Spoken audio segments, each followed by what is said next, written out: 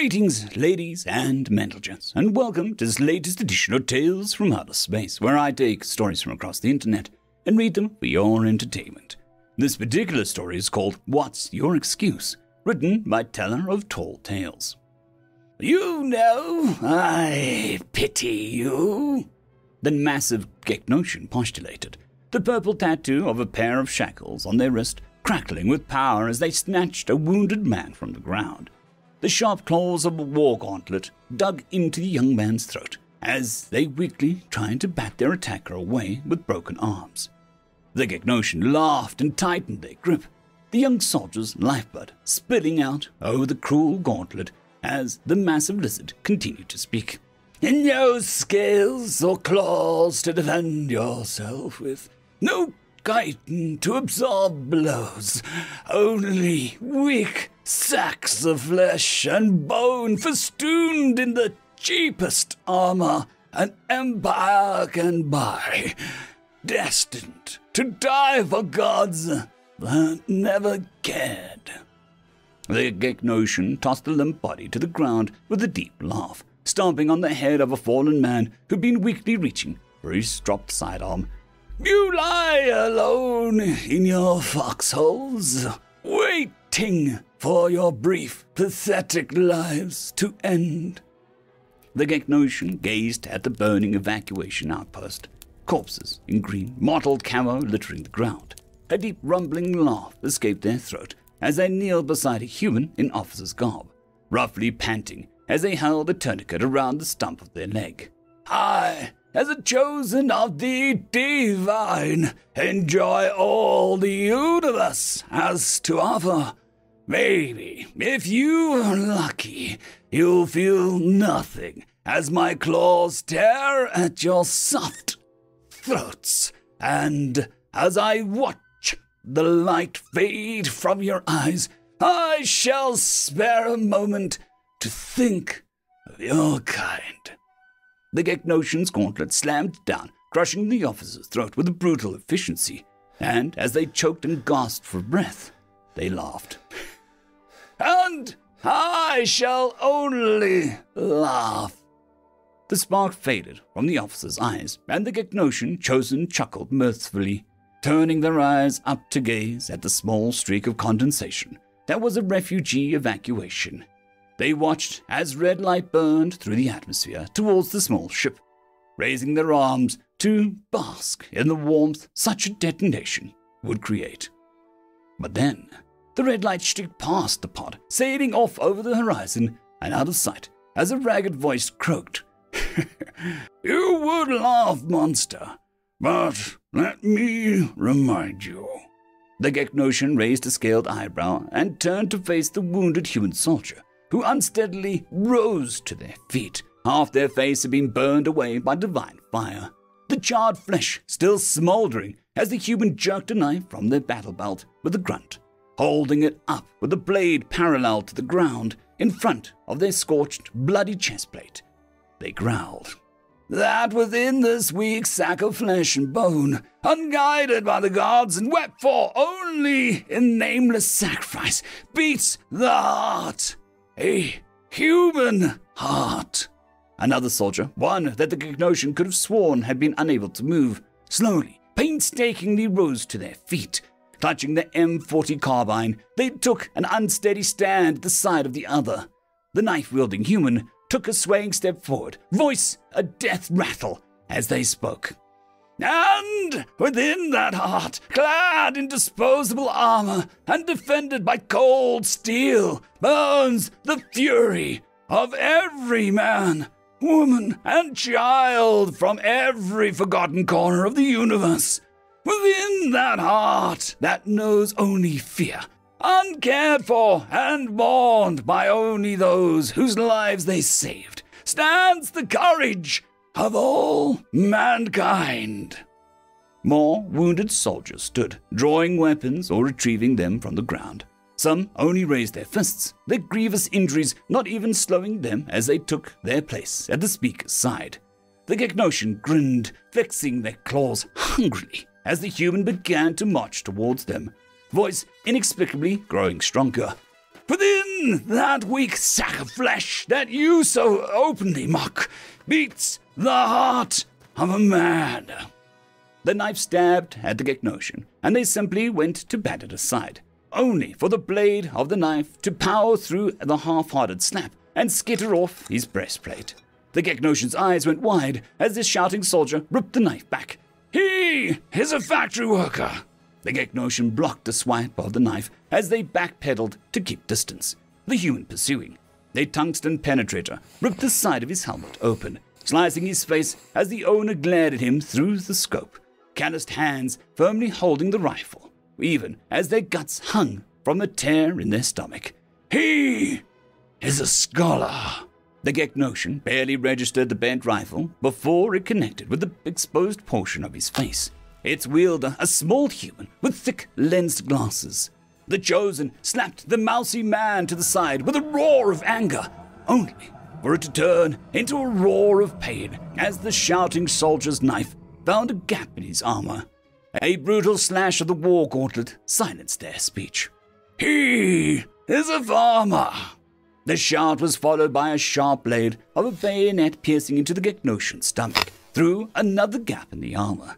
The soldier, another man with suntanned skin and hardened hands, met their end at the brutal blow of an armored elbow. He is a father. A young, dark-haired man with bright blue eyes screamed as they drove their fist into the chin of the Chosen's helmet, snapping the video cable and plunging it into darkness. Their throat was split open by a wild, blind slash of a war gauntlet. He is a brother! A tungsten slug pierced the Chosen's chestplate, lodging in their spinal cord and sending them slamming into the dirt as their legs refused to support them. The Gegnosian looked up in shocked bewilderment as the corpse-like soldiers slowly encircled them, one eventually straddling him and pressing a pistol into their face through the hole. They panted, holding the Chosen up as the power of the fickle god they served dried up, leaving them weak and exhausted. He is a mere man, and against forces like you, plotting and lecherous, powered by the will of a thirsting god, fueled by an unending greed, he has held the line, with weapons only powerful in numbers and no help from the gods. He has made you pay for every mile in oceans of your own blood. So, I say to you, the human pulled the hammer of the pistol back slowly, hand shaking as they growled, "What's your excuse, monster?" The Forsaken could only whimper in response before the human pulled the trigger with a look of hatred burning in their eyes. End of story. Story number 2. Terra Isn't an Empire, written by WegianWarrior. It has come to my attention, Sub-Commander Kaidala said as he rose up, that the fleet proposes to invade GF359 P12 in order to be able to launch an attack against the Roxolani from an unexpected direction. Kaidala swiveled her eye stalks to take in the whole room. Most of the others were unsurprisingly not paying attention. As the fleet's leading and indeed only remaining xenohistorian, I must advise against this course of action.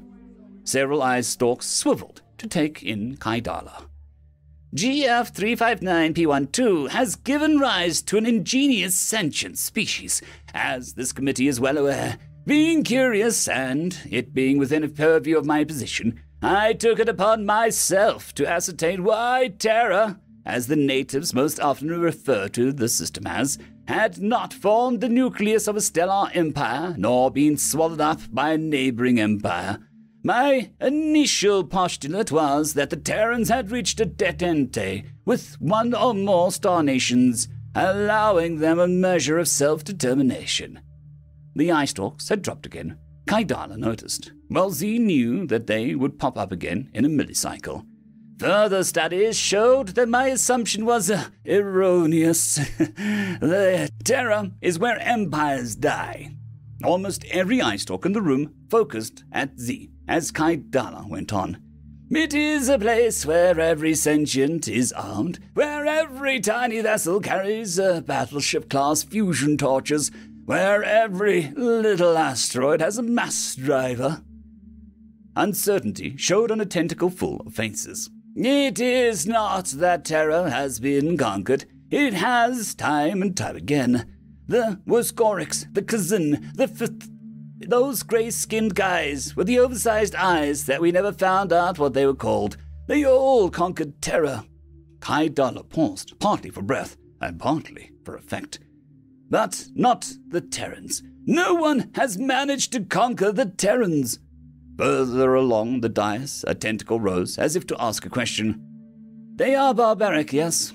Several more tentacles rose. They fight each other all the time, as if for sport, whenever their system isn't threatened from outside. Do you know how many planet-wide wars they've engaged in before they even tried to climb out of their own gravity well? 2 that we know of. Against themselves. The tentacle dropped again, as the others tried to absorb the information that had kept Gallagher awake for several sleep cycles. Yes, they are crude, rude, and primitive. Gallagher reaches up and unpins her sash of rank.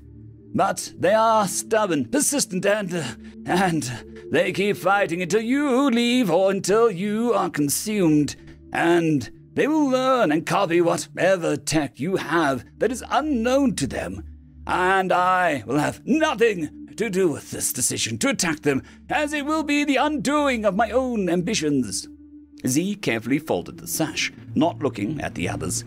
Terra isn't an empire. Z put the sash down at the podium, a small spasm in Gallagher's eye stalk, the only thing betraying what it meant to give up her position. Terra isn't beholden to an empire. Gallagher pulled herself to the doorway, managing to do it in a purposeful and determined manner.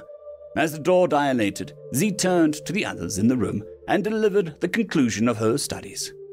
Terra is the graveyard of empires. End of story.